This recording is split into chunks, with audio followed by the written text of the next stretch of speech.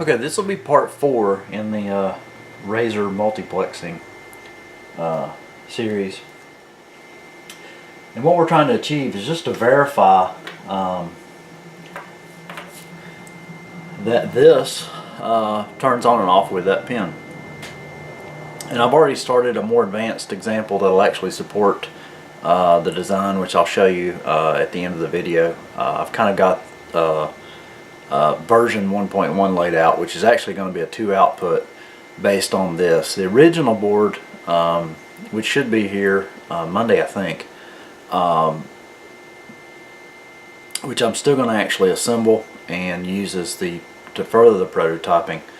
But the end design is actually going to be one of these ICs in the 2 output version and a little bit less RDS on. But we'll go ahead and get started here. There's quite a few pins that we're going to have to connect. The way that they've laid this sample board out is you basically have one row of pins here. All of this is your VBAT, which will be our 12 or 13.8 volts, and ground, and then all the control pins are here on the end. So I'm going to leave this vacant for now and actually solder wires, jumper wires, over to get this connected. Okay, we've got this all soldered up. I decided just to go ahead and use the header.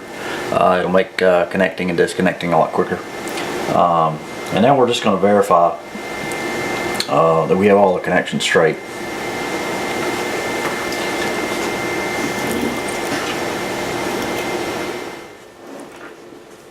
Okay, we've got everything set up on our mugs, and right now what I'm testing is to see, you know, the code that I've got loaded actually works, and see if we can get some output. Now I've just got a little load resistor in here right now powering this, and the connections are fairly simple. In the design that I'll be sending off for the version 1.1 boards, you know, it's really simple. Basically, this black wire here is basically just tying the grounds together for these 2 units, mainly because I'm powering this here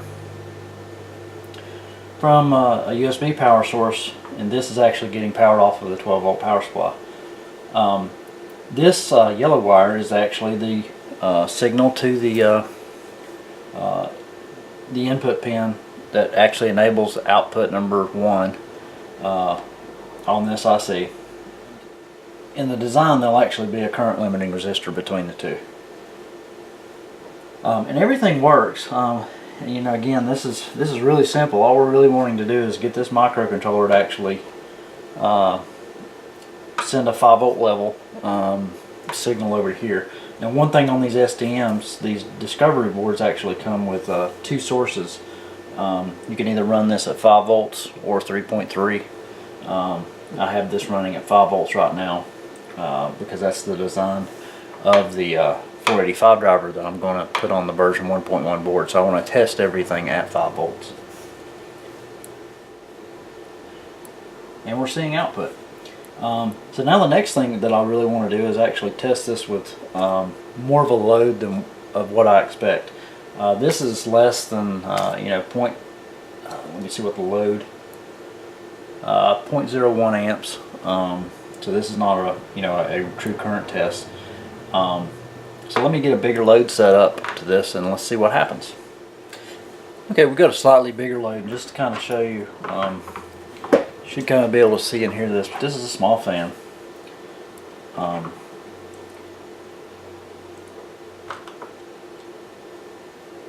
We've got basically both of the terminals on this particular development board are the same output. The other development board that's got the dual output, each one of those output terminals is a different output, but on this one it's all one. And you know, like in a car, your ground's kind of on a separate path. For this demo, basically what I'm doing is I have a ground coming up from the power supply, and I'm just tying everything together on a bar. But if this was actually in the RZR, you would wire it like you would a typical lighting relay.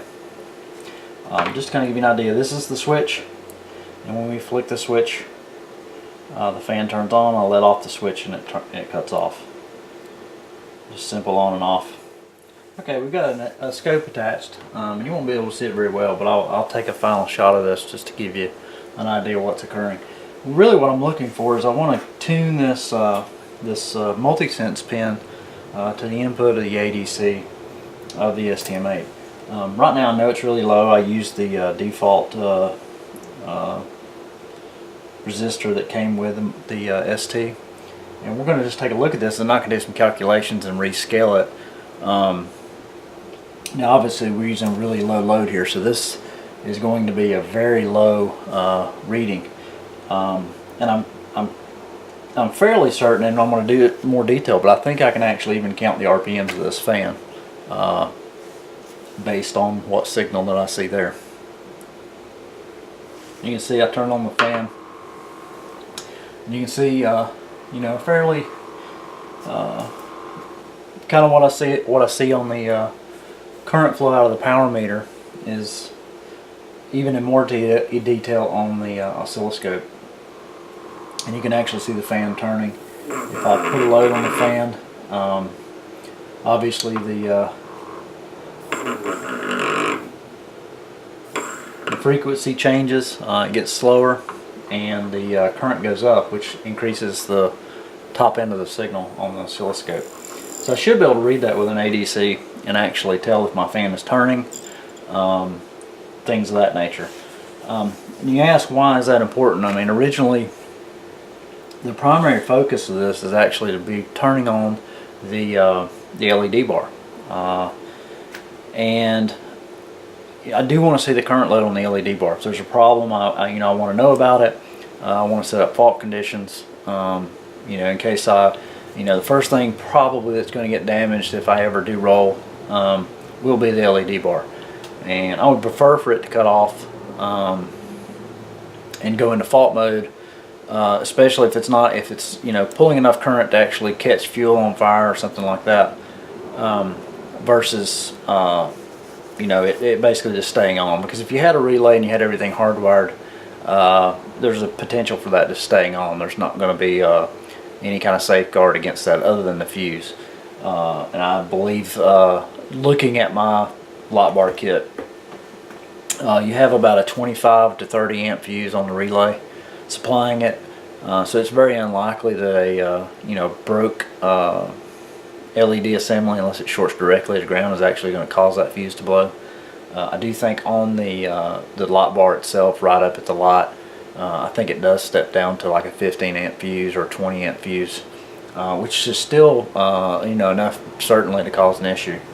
With this, I plan on actually setting it up in a tune mode to where when you first install it, you install your equipment, and it'll allow for some percentage of a radical change, and it'll kind of keep that in EEPROM.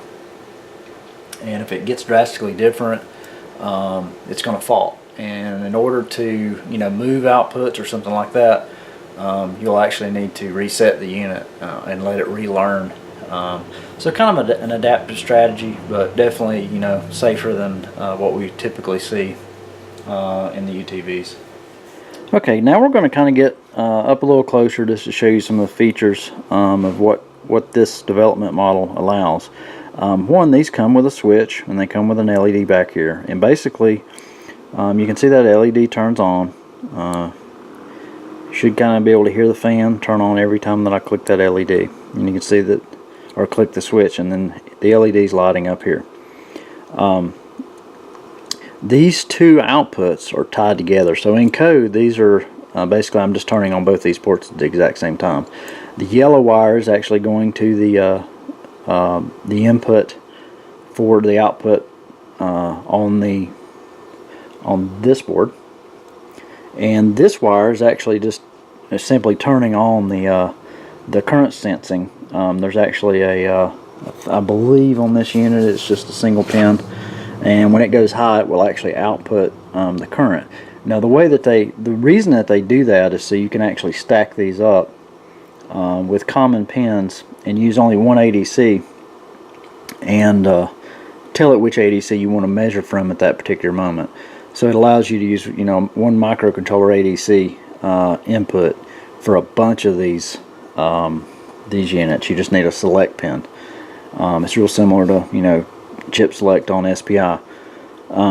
Just to kind of show you what's happening here, this LED is turning on here. There's also an LED back next to the gator clip there, and you can see it turning on. That tells you that there's output on the output side. Again, all of this is 5 volt. This red and black gator clip, that is my 13.8 volt power supply. These are the control ports. I have the scope actually connected to the current sense, and then that's just running over to this small 12 volt fan.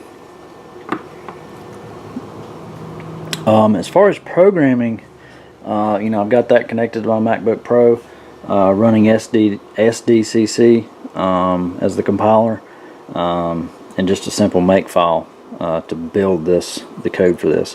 This particular processor is a very small code space. I think it's 8K. But again, these aren't really doing a whole lot. All I really plan on doing on this is having a default mode. If one of these runs in standalone, you'll be able to take the inputs and turn on and off outputs. That's base mode. And then if it detects that there's something on a 485 bus, which will connect to probably a 32-bit ARM, this is probably what I'll be prototyping that on. I think this is a okay, this is a 429, so this is probably a little bit larger than what I would use. I'm probably going to use a either a 405 or 407, depending on whether I put Ethernet on it or not, as the main controller. So if you have any questions about this, be sure to drop me a line. I'm going to go over the current sensing real quick. But again, all this is 5 volt and ground, so that there's no confusion. These two here are actually going to the output control line and the selector to tell it to actually give me a current sense reading. Now in the final design, this where this O-scope is plugged into, this will actually go back over the STM8 to an ADC port, and this is why I wanted to set this up before I ordered the version 1.1 boards, is I want to get proper scaling of that output on that current so that I can maximize the range that I'm looking at running this at. I think this part actually will go much higher amperage than what I'm looking at, but I'm going to use a 2-ounce copper board and make it relatively small, so I'm limited by that. So just to give you an idea of what we see on the current sense pin, this is at idle and it's fairly noisy, but when we turn it on, you see it kind of jump up, and you can almost make out the RPM of the fan in that, which is kind of neat. And again, where that becomes important is when we go past just turning on LED light bars. At some point we may want to turn on our fan on the RZR, or you know, other devices where we actually want to check and make sure that we actually see rotation. Current draw is one thing, but actually seeing the rotation is something else, so that we can do some calculations. I don't really know why. I'm assuming it has to do with the emissions, but I know on my RZR in particular, it seems to almost cycle to make the engine run a little hotter than you would likely like it to run. And I know a lot of people put manual fan controls and things like that, and this is kind of headed in that direction to where more than likely I'm going to have some kind of temp sensor option with this to actually control and set up the fan, and probably PWM the fan, just to kind of simulate that here. If we tap this on and off, we can control the fan speed and keep it running at a speed, and this is where digital control really shines. We can make it run really slow just by a couple of short pulses, and then as we pulse faster, fan speeds up, and then finally all the way on. So that, if that kind of gives you an idea how you would variably control your fan. I know here when it gets really cold, it's nice to have that fan at least turning just a little bit to kind of blow some heat back on you. I've got roughly about 2.5 amps of load is what this should be, and I can load this up for quite a while I've got two wire ram resistors here.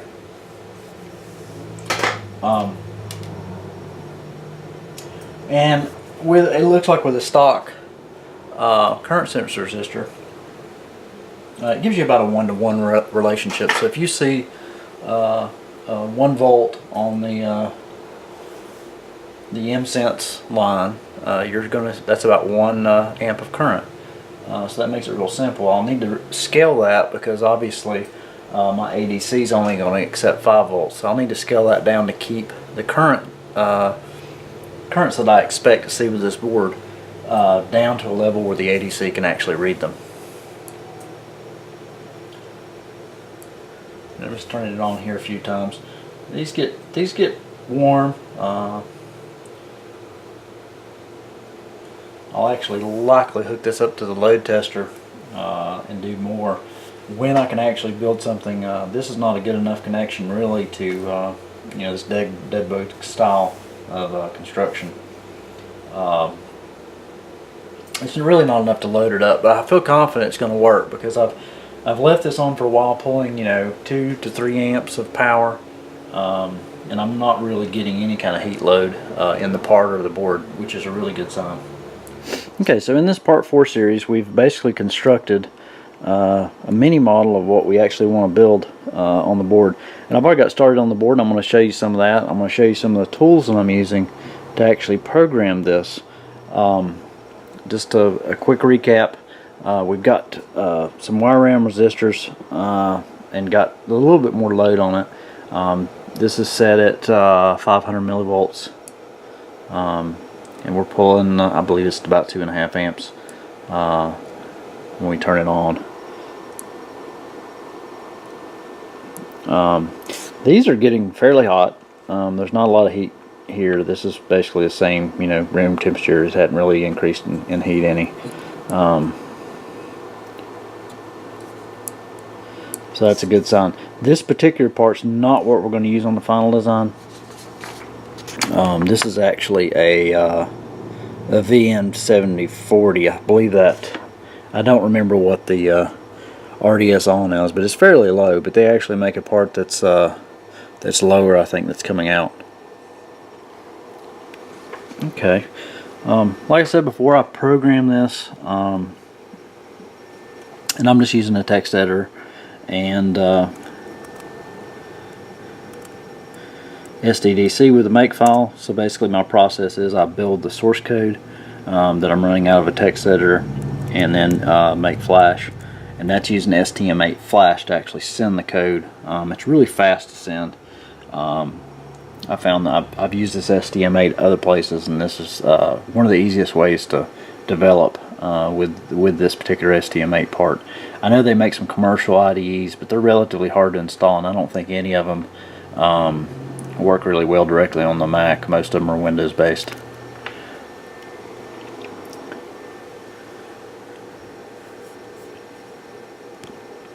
And we actually had I'd already sent off a version 1 board, and that's going to be using normal FETs, and just a real simple schematic. I'm using the same STM8 that we have here. There's some opto isolation and programming header in RS485. This is an inexpensive 485 driver. I think these are 40 or 50 cents. Just a little bit easier to get, and the main reason I like it is because I actually want to be able to send code updates to this from a controller at some point, and that's why I'm not using CAN bus on this particular module. And this is the basic design. One of the things is dissipating any heat that's generated. The main part is going to be here, and their outputs directly go onto these pads, and I'm planning on just doing solder on pads. Like I discussed before, basically it will be something similar. It'll be basically a wire here, and basically you'll just tack it down onto the pad and solder that on. That way you can conformal coat everything or pot the whole brick. The enclosure is probably going to be compression, but I did put 4 holes on the corners. It'll probably just be an aluminum case that clamps down on it, that seals up everything. This board is going to have you know, parts on the back. Like I said before, you can reflow this without any issues. There's no big enough parts on the back that they won't stay on during the reflow process. Now, one thing that you'll notice is we have a really small ground and a very large 12 volt DC. Remember, this is a high side driver. The ground is only used to basically power this voltage regulator, to power the onboard stuff. The 12 volts is going right back out to the load, and then that attaches to ground. So that can attach to ground however you like, but it's not going to come back up to the up to this board. That's one difference between, you know, normal boards that are controlling 12 volt loads, not in an automotive environment. So you notice the pad on the back, that's the input in, so that'll be a relatively large gauge wire. And we'll have a fuse protecting it outside the enclosure. And then there's your outputs. This will be 2 outputs, 2 hot wires that you'll actually you would solder directly to this. More than likely, I may change this to actually exit at a right angle out of the board if I end up with an open face board that's potted. But basically what I'm planning on doing is actually milling a split plane enclosure and actually running those cables out through slots that are drilled through the side, and then this will be conformal coated. I think that's going to work. If it doesn't, I'll end up potting the whole unit. Out of this side will be several inputs.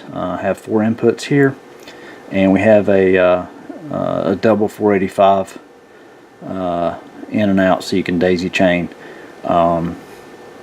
And I may get rid of that and actually allow the user to do the termination.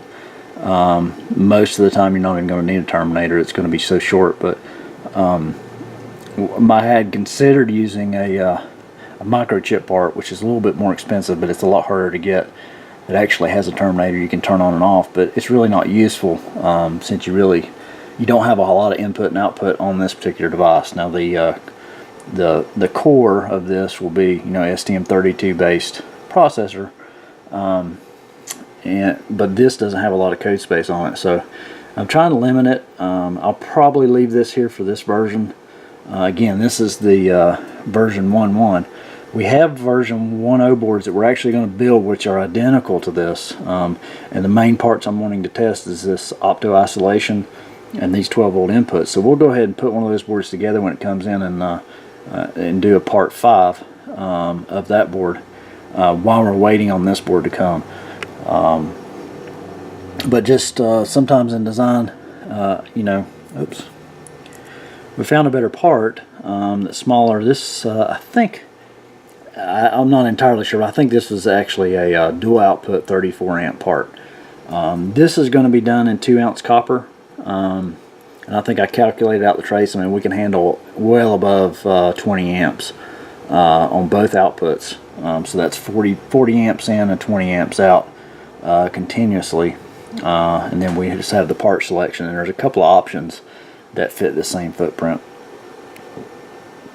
Anyway, if you have any questions, if you're following along, I am going to have a couple extra boards if people are interested in kind of beta testing and playing around. If you've got a RZR, let me know. I'll be happy to try to, you know, any extra boards that I have that I'm not going to use, I'll try to get those out to you. And they're, you know, they're not very expensive as far as if I have just raw boards, if I have extra parts, I'll send those too. But just the board layer and parts, I think's, you know, well under $20. So it's not you know, a huge deal to get one of those out to you. Because I'm really interested in seeing people use these, getting them out, especially exposing them to the elements, because that's the important part.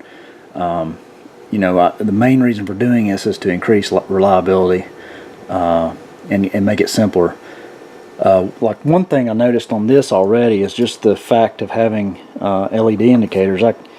When I first plugged this up, I had an issue, and I'd forgotten to actually tie the ground. Well, the LED on this board came on, and I was seeing just a little blink here, and you know, sure enough, you look at the scope and I realized what I'd done. But visual indications of working or failing or fault are really good. And one of the things that I may do on a future version of this is actually provide some really low amperage outputs just for the marine grade LEDs, because blinking that LED is important. I'll be able to do that here, and I'll have to use one of the outputs, but it's not a big deal. But it'll give me a fault indicator of you know, that the device has noticed that I'm using a lot more current than normal. Anyway, if you like the videos, please share. Again, if you kind of want to participate in this, drop me a line. I'll be happy to try to get all the boards. I'll have extras, and I'd like to get a few people, you know, kind of using these things to see if they're durable or not, or see if we need to make changes before I end up with the final version. Thanks for watching.